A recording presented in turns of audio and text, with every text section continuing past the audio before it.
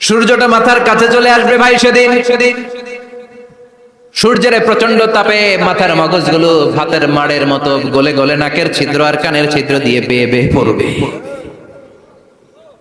জিহ্বাটা তৃষ্ণায় বেরোতে বেরোতে নাভি পর্যন্ত এসে ঝুলে থাকবে কুকুরের মতো, ক্লান্ত শ্রান্ত ঘর্মাক্ত পেরেশান, বাঁচানোর কেউ নাই।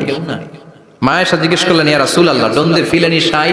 Nobody belong any garment in their body, no dress in their body. তাদের দেহে কোনো ড্রেস নাই, পোশাক নাই। নবী রে, এতগুলো মানুষ উলঙ্গ, লজ্জা লাগবে না? বিশ্বনবী বললেন, আয়েশা তুমি লজ্জার চিন্তা করো, সেদিন বাবা ছেলেরে রেখে দৌড়ে। সূর্যটা মাথার কাছে চলে আসবে ভাই সেদিন সূর্যের প্রচন্ড তাপে মাথার মগজগুলো ভাতের মাড়ের মতো গলে গলে নাকের ছিদ্র আর কানের ছিদ্র দিয়ে বেয়ে বেয়ে পড়বে। জিহ্বাটা তৃষ্ণায় বেরোতে বেরোতে নাভি পর্যন্ত